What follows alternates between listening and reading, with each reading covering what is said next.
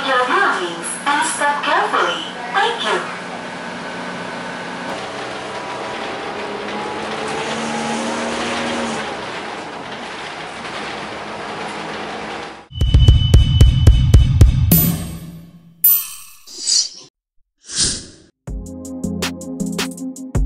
Kembali lagi di channel wisata bareng Arif Andi.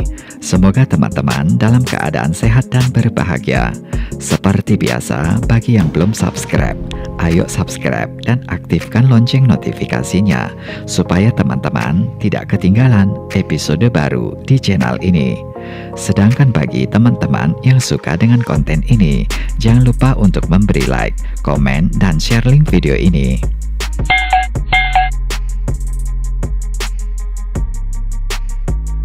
Salah satu poin penting yang tidak bisa ditawar-tawar lagi dalam memajukan dan menata sebuah wilayah, baik itu kota maupun provinsi, adalah pembangunan fasilitas umumnya. Fasilitas umum seperti jalan raya, pedestrian, jembatan, stasiun, halte, dan sistem transportasi adalah hal yang bersentuhan langsung dengan masyarakat dan bisa langsung dinikmati oleh warga. Oleh sebab itulah, fasilitas umum yang bagus dan nyaman merupakan salah satu indikator kalau daerah tersebut berhasil dalam pembangunan dan berhasil memberikan pelayanan yang baik kepada masyarakatnya. Nah, teman-teman, untuk di Jakarta, saat ini wajah kota Jakarta memang sudah banyak mengalami kemajuan yang cukup signifikan. Perubahan secara masif bisa kita temui di berbagai wilayah di Jakarta. Walaupun demikian, kebijakan tentang kota Jakarta terkadang menjadi sorotan bagi berbagai pihak, baik itu kalangan media, politisi, pengamat, dan masyarakat umum. Kontroversi, polemik, ada yang pro dan ada yang kontra. Memang itu sudah biasa dan kerap kali terjadi di Jakarta. Dan menurut saya itu sah-sah saja di alam demokrasi yang serba terbuka ini. Nah, sebagai masyarakat umum biasa, daripada kita pusing-pusing memikirkan sesuatu yang terasa tak berujung itu, lebih baik kita enjoy Jakarta saja, teman-teman, dengan menikmati hasil pembangunan berupa fasilitas-fasilitas umum yang tersebar di berbagai wilayah di Jakarta.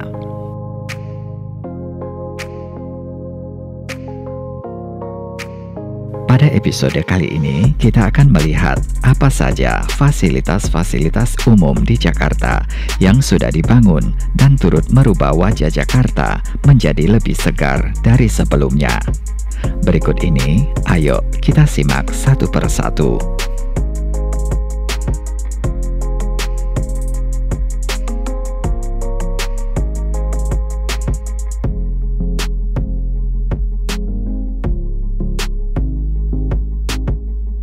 Ruang terbuka hijau berupa taman kota. Saya sengaja meletakkan taman kota di urutan pertama dalam pembahasan. Ini hanya soal kesenangan pribadi saja, teman-teman, karena saya sangat menyukai taman.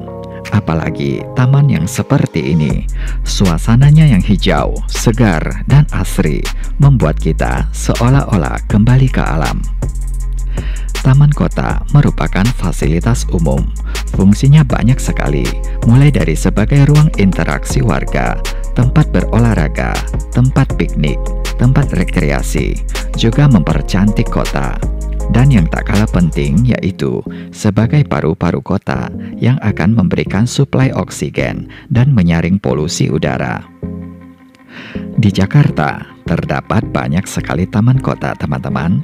Jumlah pastinya saya tidak punya data, tapi diperkirakan ada ratusan. Mulai dari yang lahannya kecil hingga lahannya yang besar, dan bahkan ada yang berhektar-hektar luasnya. Dan taman-taman tersebut tersebar di berbagai pelosok di wilayah Jakarta. Sebagian dari taman-taman tersebut juga sudah direvitalisasi, dipercantik, dan ditambahkan fasilitas-fasilitas penunjangnya.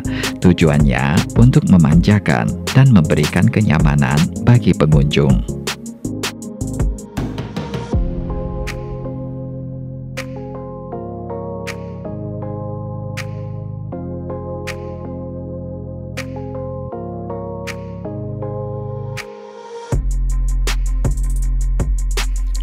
Sistem transportasi di Jakarta. Kemajuan sistem transportasi di Jakarta tak bisa disangka lagi. Mau dilihat dari sisi dan sudut manapun, sistem angkutan umum di Jakarta adalah yang terbaik dibandingkan wilayah lainnya di Indonesia. Bahkan dunia internasional pun sempat memberikan penghargaan atas perkembangan dan kemajuan transportasi umum di Jakarta. Teman-teman masih ingat dong penghargaan Sustainable Transportation Award yang disematkan untuk kota Jakarta beberapa waktu yang lalu.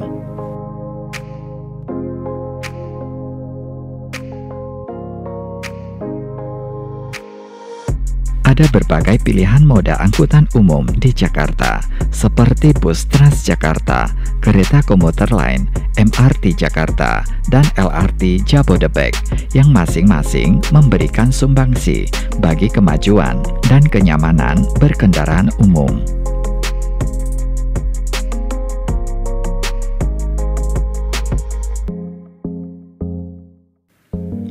Tanpa mengesampingkan peranan yang lainnya dari semua moda angkutan umum tersebut, menurut pendapat saya, untuk saat ini bus Transjakarta lah yang mampu menjangkau ke wilayah-wilayah pelosok Jakarta.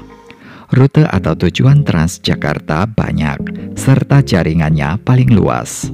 Ditambah lagi harganya cukup murah, walaupun kita telah transit berganti-ganti rute, namun cuma sekali bayar alias satu harga.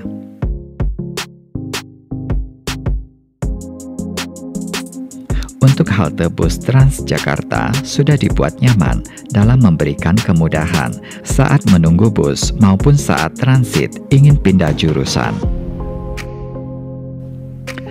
Nah, dengan adanya Transjakarta yang memiliki jalur khusus yaitu busway, maka mobilitas warga diperlancar dan dipermudah.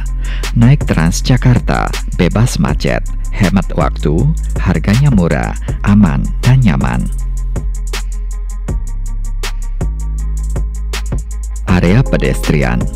Fasilitas umum berupa jalur berjalan kaki atau trotoar di berbagai wilayah Jakarta berkembang pesat dalam beberapa tahun belakangan ini. Hingga saat ini saja sudah ada ratusan kilometer yang sudah direvitalisasi. Nah, contohnya seperti trotoar yang ada di liputan ini. Teman-teman bisa melihat dan memberikan penilaiannya atas hasil revitalisasi trotoar di Jakarta. Menurut pendapat saya, hasilnya memang luar biasa teman-teman. Dalam artian rapi, lebar, dan nyaman bagi pejalan kaki. Usaha revitalisasi trotoar seperti ini patut kita apresiasi dengan mengacungkan jempol. Karena Jakarta terus berusaha meningkatkan pelayanan yang terbaik kepada masyarakat dalam hal kenyamanan dan keselamatan bagi pejalan kaki. Revitalisasi trotoar juga memperhatikan dari segi integrasi transportasi umum di Jakarta. Dan yang tak kalah penting, jalur pedestrian yang dibangun mengedepankan kesetaraan lapisan masyarakat, mulai dari anak-anak, ibu hamil, lansia, dan para penyandang disabilitas.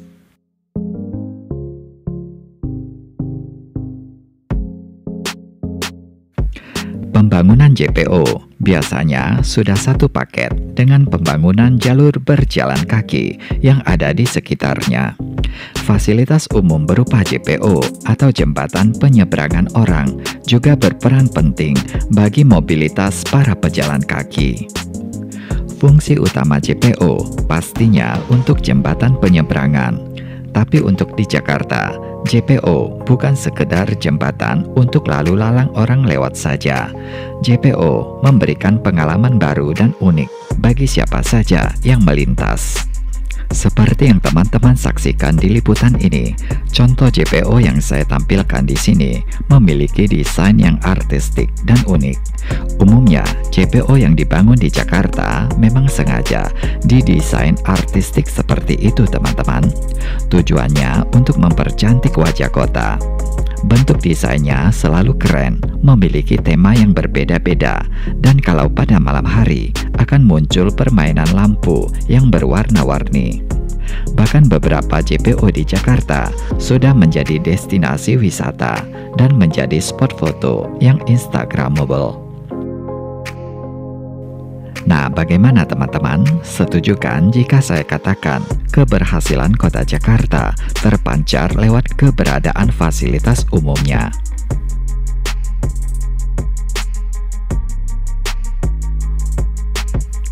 Demikianlah vlog kali ini tentang fasilitas-fasilitas umum di Jakarta. Semoga saja tayangan ini bisa menambah informasi dan menjadi tontonan yang berguna.